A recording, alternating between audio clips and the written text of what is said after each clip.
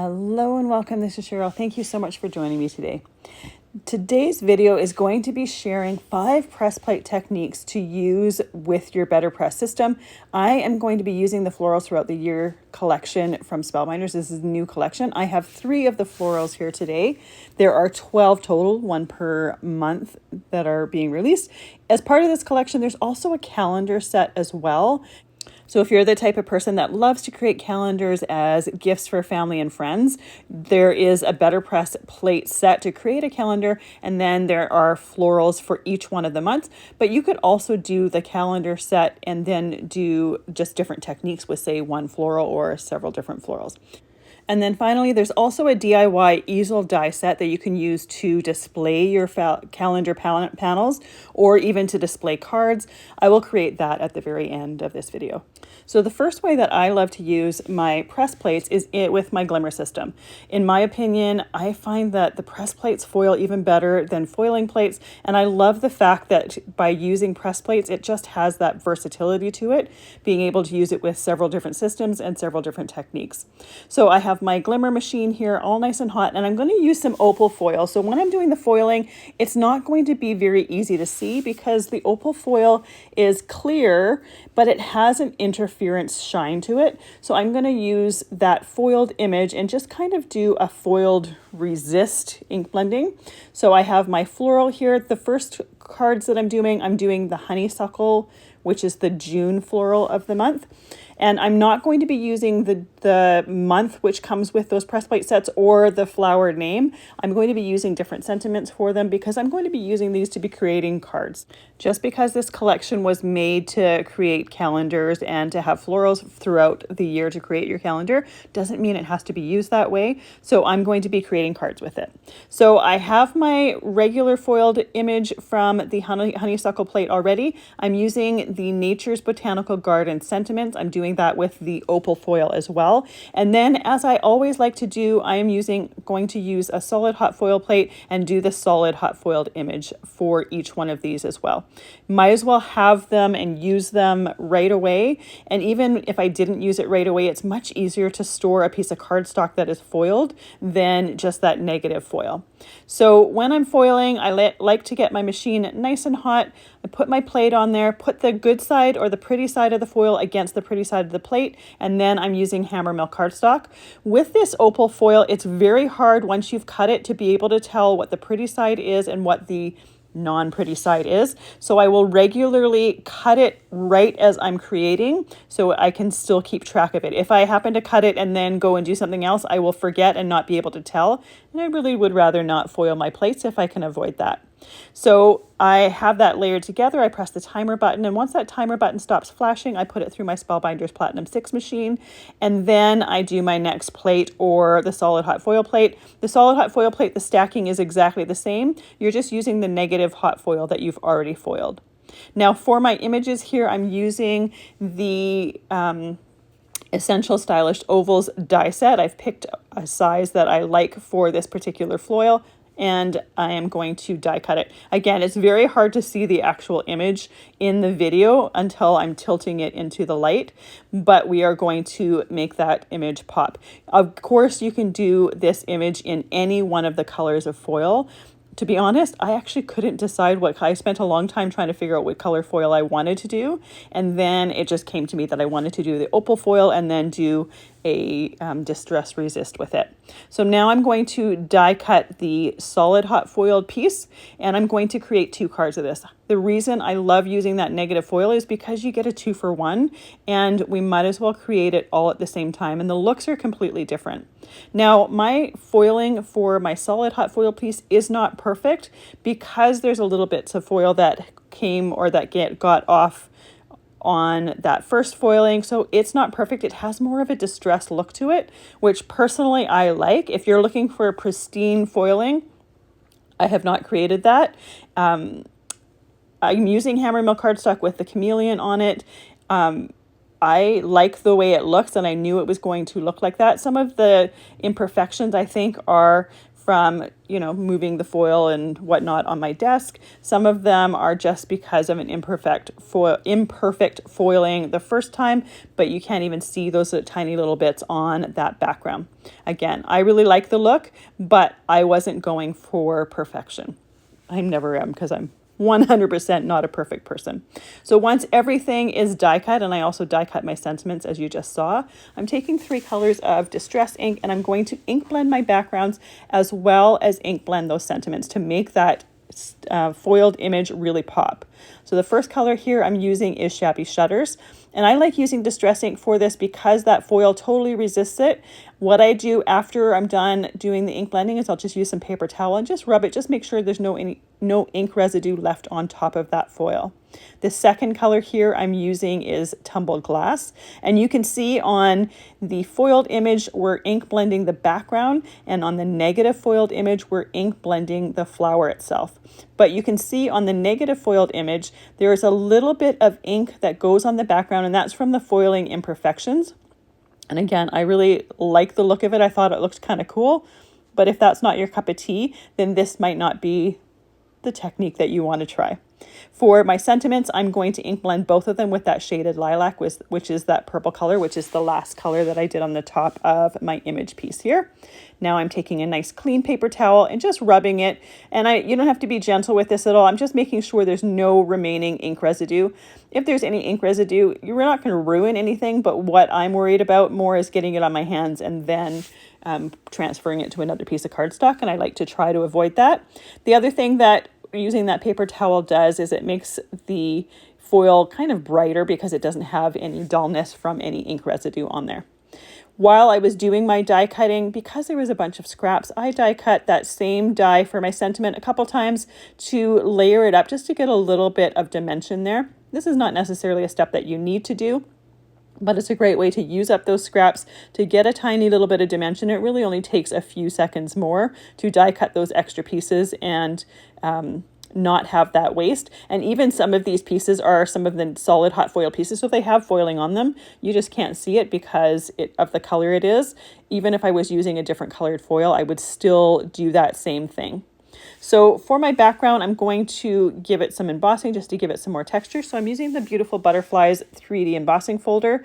For one of my cards, I have white cardstock for the background. For the other one, I have some purple mist cardstock for the background. And it really depended on which one of my ovals was going to be showing up on top of it. I didn't want to have a purple mist oval and then a purple mist background. I wanted to make sure that if I was going to do these layers that they were going to show. I kept my colors very simple for this because I'm doing many different techniques here. I'm going to be using many different products. When it came to layering things on the card, I just kept it very simple. So off screen, I die cut some more of those Essential Stylish ovals in sizes that were just a little bit bigger than my image piece, just to add a little bit of layers onto the card base. Because this die set comes with so many different layers, I just really love the look of it, and I think it frames off that image piece beautifully. It also fills in more of that area. When I first showed the press plates, you can see from the size of them to the card base that they're not meant to completely fill in a full card because they're meant to create calendars with. They're just a little bit smaller. So by using some layering dies, it's a great way to frame those pieces and fill in more layers of the card with the layers from those mats there. I'm just using some Barely Art glue with a fine tip bottle to glue all those layers together. And then I like to use an acrylic block just to hold everything nice and flat while I'm gluing the next layers. It just frees up my hands and means I can keep working rather than trying to hold something till that glue starts to hold. Now, the glue doesn't take long to hold. I want to say maybe 10 seconds, so it's not like you'd be standing there long anyways. I just would rather not. I'd rather have something else do that job for me. So once my card layers are all together, I'm just going to add my sentiment. All of them are already layered together. I can just glue that right on there with the same glue and then put that acrylic block on there just to hold it flat and hold it in place a little bit. So one of the cards I put it up a little bit higher. One of them I put it down a little bit lower. And the reason I put the one down a little bit lower is because I actually had gotten a tiny little bit of blue ink from probably a previous project on that white mat. And really, I could have die cut that piece, but I also figured it was a good opportunity to just change up the design a little bit. That sentiment covers that little bit of blue ink, which no one would ever know was there. But again, it just changes up the design just a little bit. I added just a touch of stickles to the end of the stamen of the flower, just for a little tiny bit of sparkle. And it's something that you don't necessarily see in the video, but in person, it just adds a little bit of a different texture and a little bit of sparkle. For my next card, I'm going to be using the October Cosmos press plate. So this one is another beautiful flower that we're going to create a couple backgrounds with, and I'm going to use the Better Press for this one. So I'm going to use the Better Press actually to create 3 different cards using 3 different techniques here. So first one, I'm going to use some black soot distress ink, and I'm just inking the bottom part, the stems of the flowers. Obviously, if you've watched any of my videos before where I've used interference ink, you can probably guess where this is going. I'm going to be using some interference inks on top of my press plate. So first I'm going to press with that black soot. By using that black soot, I can see the interference color of my interference ink on that bottom part. For the next inking, I'm using some Hickory Smoke Distress ink, and I'm doing the bottom part of the flowers.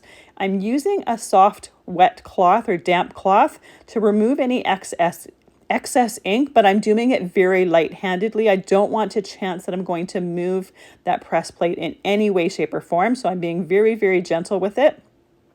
I'm using that cloth to remove any ink from my background because I don't want it accidentally transferring to my cardstock. And I'm also using it to remove any excess ink from the press plate where I don't want it. I don't want any harsh lines here. I'm also using an ink blending brush just to buffer out that lines to add a little tiny bit of ink. I'm only doing these steps once, but you could easily do them multiple times if you wanted to build that ink up a little bit more. I'm just trying to create some different colors to my background, so when I go and add my interference ink colors, I'm going to be able to see them differently.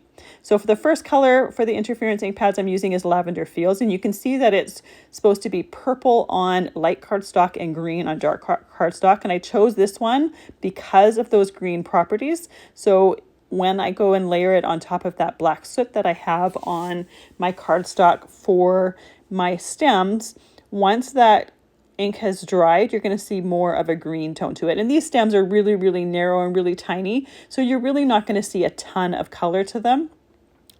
If these areas were a little bit thicker, you would definitely see a whole lot more. For my flowers, I'm using Tropical Paradise, and this is one of those colors that is pink on light or white cardstock, and it's like a bluey purple on black or dark cardstock. So when it comes to the flower, you're going to see pink around the edges of the petals, and where we've put that hickory smoke, you're going to see a little bit more of those bluey purple interference properties to it. So this is a great way just to really play with those interference pads and see or be able to see more of those interference properties here. Now with my damp cloth, I'm going to really clean this plate off really well because I want to use it to create another technique. For these cards, these 3 cards here that I'm creating, I'm going to create all of them first, and then all of the images first. I'm going to set them aside to dry, and then I'm going to create my cards. So for my next technique here, again, for the last one, as well as this one, I forgot to mention for the last one, I'm using Better Press cardstock. You can use whatever cardstock you would like for this. I wanted to be able to see a really nice impression, but I wanted to make sure that it was light so that I could, choose whatever colors I wanted and they'd be visible. So for this next one here, I'm using some Shabby Shutters Distress ink on the bottom or the stem parts of my press plate here. Again, using that damp cloth to remove ink where I don't want it to go. I think for this, if you have mini distress ink pads, it probably would be a little bit easier to have a little bit more control here. To be honest, I've considered it, but I have all the regular distress colors and I really have not a ton of space for storage. So I resist getting them because I don't want to have to store another thing. But I think it would definitely be easier. For the flower part, I just used Shaded Lilac. These are 2 of the colors that I used in the first set of cards. I kept those in here because I didn't want to bring in more ink pad colors. Now I'm taking that Tropical Paradise Interference ink and I'm inking up the Stampers Anonymous Ledger Script stamp set, and I'm pressing it to that press plate. Then I will put the clear top on the base and run it through. So we're going to get that pattern and texture on top of our image, but it's going to be in those interference colors. And you could do this same technique with just, say, a different color of distress ink, but I thought it would be cool to do it with those interference colors so you'd also get that little bit of shimmer from the interference ink. And I really love how it looks. I chose the Ledger Script stamp simply because it was just kind of scripty. It was just going to add pattern and texture. It wasn't necessarily meant to be any certain pattern that you're going to be able to recognize, because the area, while it's solid, it's not a huge area. So I didn't want to take away from the florals. I just wanted to have that little bit of pattern that's unexpected on there. For my sentiments, once again, I'm using the Nature's Botanical Garden Sentiment set. And the first one, I'm using the shaded Lilac Distress ink to do it. Then I will shift it down and I will use that Tropical Paradise Interference pad. Now, I just re-inked that Tropical Paradise Interference pad, so it is very, very juicy. The interference ink pads are a foam ink pad. So when you're using them with these press plates, you do need to be very careful to be very, very gentle handed and not press down too much. So I'm trying to be gentle. There is a ton of ink on the press plate. Once it dries, if you look really, really closely, you can see that it kind of just seeps out a tiny little bit. But for the style of cards that I was creating, I didn't think it was going to be make or break situation. I thought it would work well with those cards, and it's very, very subtle. You can still really read the words. If you look really close to where the image or the sentiment is pressed into the cardstock, it's just a tiny little bit of bleeding that I think you'd have to have a good eye and really look close for. So once those are set aside to dry, I'm going to work on the third technique here. Here I'm going to use my Karen markers, and I'm going to color directly onto that background of the press plate. So the first color I'm using here is number 253, it's Grass. Then I'm going to be using 377 Ocean Teal, just to add a little bit darker areas, a little bit of shading right underneath the flowers, right at the bottom of the stems.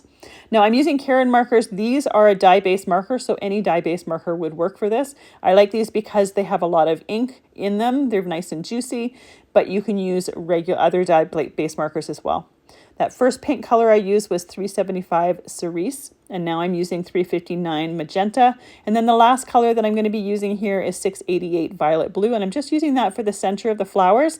And then after putting, or being about to put it away, I thought I would just kind of add little flicks from the bottom of those petals just out, just to blend some of that purple up a little bit. Now I'm taking my Mighty Mister and I'm just lightly spraying that press plate, and I don't want pools of water. I just want that water to hydrate that ink and just make it a little bit more liquid. This is kind of a faux watercolor look with a press plate. You can do it without adding that water to it, but sometimes you'll see those marker streaks or marker marks, and by adding that mist of water, it just blends them together just a little bit, and I really love the look of it. That one I forgot to mention, I did on Distress Watercolor cardstock, so you do want to use a cardstock that can handle that moisture and handle that water. And now I have that setting aside to dry while I'm doing my die cutting to get my pieces ready for creating my cards.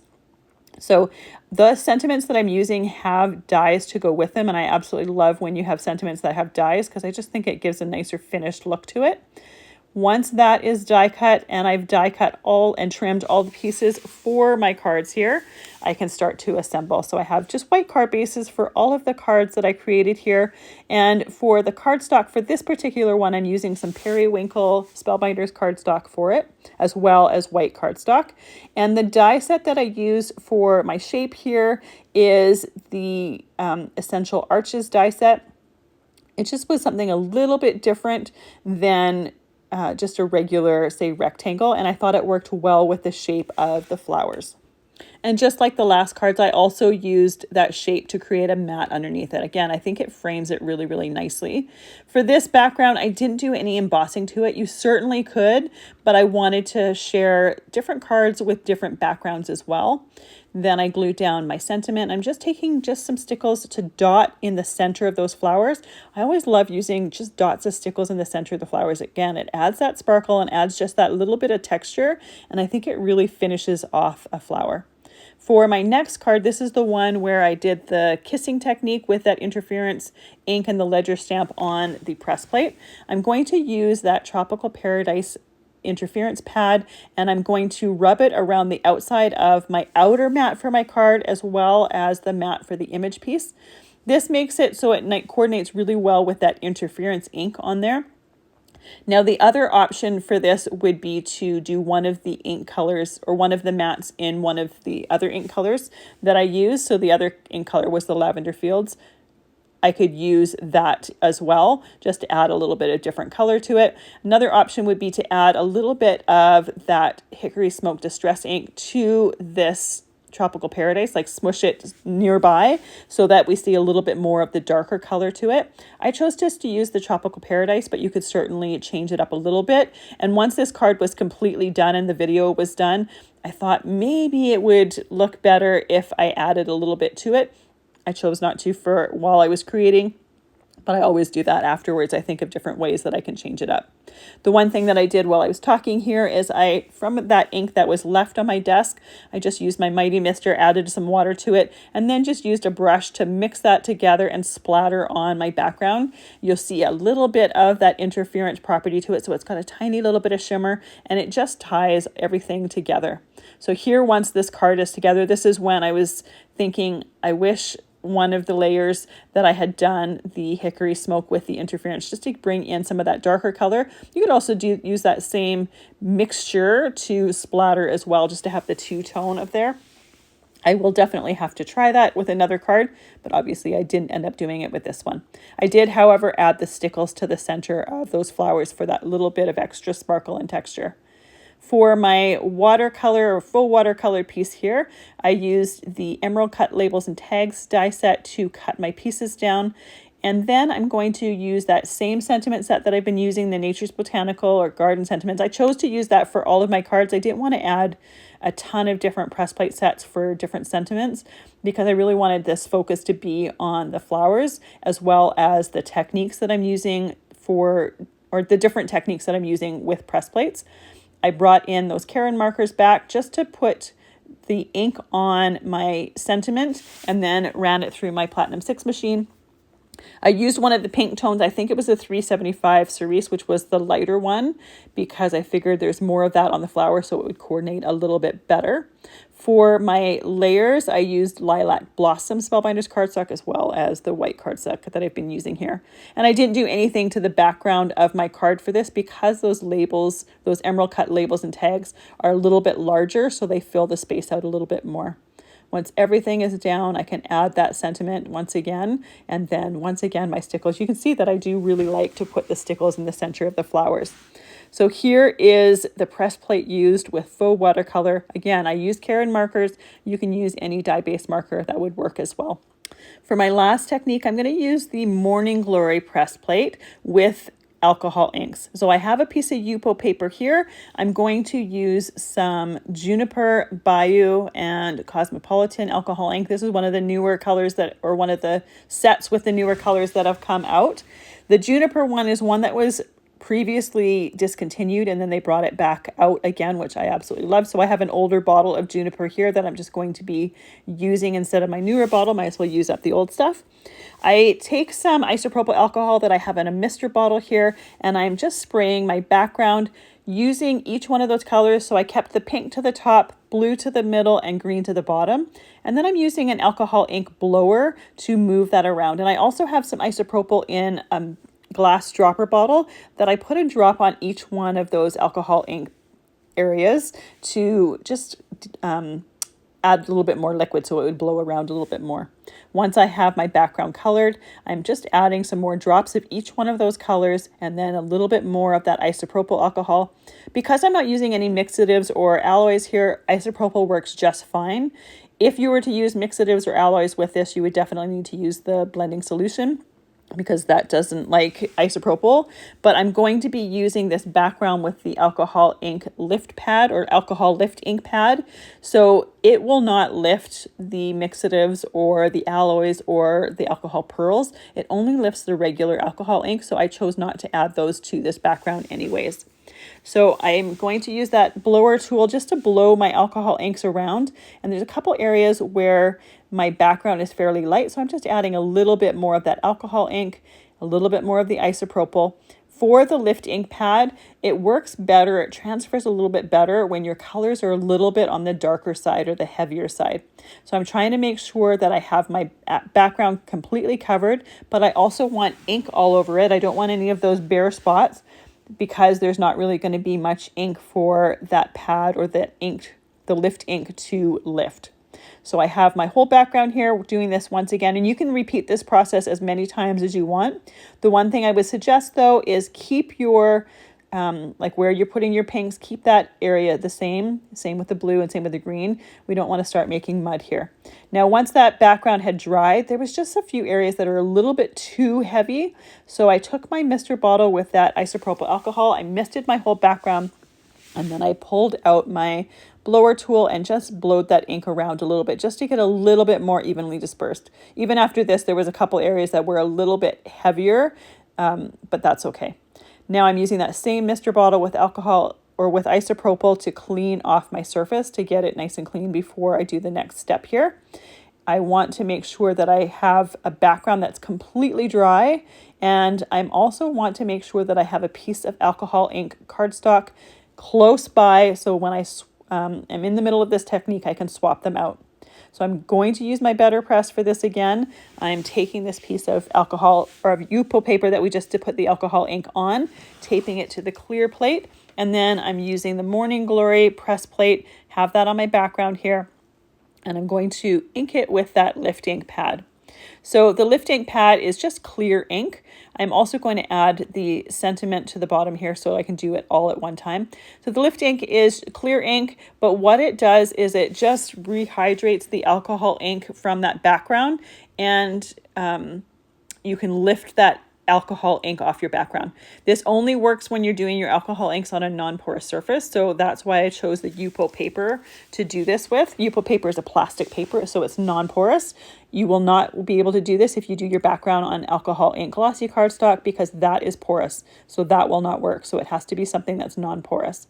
So I took that ink, pressed it or put it onto my press plate, put the clear plate on the base, and then put it through my Platinum 6. And I'm going to put that piece to the side because I've got that color on my press plate here. I want to try transfer it to my alcohol ink cardstock here. Now, when you use colors for this technique that are really, really dark, it does this really, really well. These colors ended up being a little bit too light, so you can see the transferred image there. It's very, very pale. I end up not using it. My original plan was to use that for a card, but because the colors were so light, I ended up deciding not to do a card with it because I thought they were just too pale and I didn't think it would create a very nice card. So I put that to the side. Now I'm taking some clear or clean paper towel and I'm pressing that lift ink up off of my alcohol ink background. And I do it about 4 times to get as much of that ink off as possible. And then I will use clear places of my paper towel to rub that background very gently and remove any more of that alcohol ink. So you can see that it removed the alcohol ink in the pattern of that Morning Glory press plate. Now I can trim that piece down to go on the front of my card. Now you can see it doesn't clean off right to white. The Opal paper, even though it's a non-porous surface, it still does stain a little bit from that alcohol ink, but I just love the look of it. I think it creates a really unique pattern and a unique background as well. Another option here would be to use that press plate with some black ink and have a black image right over top of your alcohol ink background, or to use some Versamark ink and then gently emboss it with some embossing powder. The only thing with that is sometimes your embossing powder will want to stick to the heavier areas of your alcohol ink, so you do need to be gentle with that. And you also need to be gentle with your embossing tool. You can very gently emboss Opal paper, but you have to be very, very gentle with it because it's plastic paper. It does sometimes start to warp if you're not. So while I have the stickles in the center of the flowers out on that background there and I have it drying, I'm just going to create that DIY easel quickly. So I've die cut it out of some, I think I did Lilac Blossom cardstock for this. I didn't write it down. Going to glue the scored part of the back there together. I'm just using that same Barely Art glue I've been using the whole video. Once that is dried, I have my strip here. There's little score marks that get pressed into it when you're doing your die cutting. This goes to the bottom to the front, and you're going to glue that on there, and it holds those two ends open. And then once it's dried, you can use this piece to stand a card, to stand a calendar if you choose to use these plates to create a DIY calendar. It's just a little display thing that you can use. And I love the fact that now that there's a die set for it, you can create them in any cardstock color you want. It holds up a card really, really nicely. It's hard to show it in a video because obviously I'm videotaping from overhead, so it doesn't show it as nicely on the video as it does in in person, but it is another option for displaying your cards as well. And you can create a stand or an easel to coordinate with that. So here are 5 different press plate techniques that you can use. I love with the Better Press that you can use many different ways or many different techniques with them. It just gives you so much more versatility for each one of these press plates. And this is not every single technique that you can use. I've done other press plate techniques before, and I have them in my Better Press playlist. I've also done other interference ink techniques before, and I have those in my interference playlist. So if you're interested in either one of those, you can check out those playlists for a little bit more inspiration. But I thought I'd give you some different ways to use these florals throughout the year's press plate collection in ways that might be a little bit unexpected or a little bit different, or ways that are just not calendars, because I know not everyone likes to create calendars for their friends and family. I know there's a lot of people that absolutely do, but it's always nice to have many different options for using your crafty things. Thank you so much for joining me today. I really appreciate all the time that you spend with me. I hope you have a fantastic day.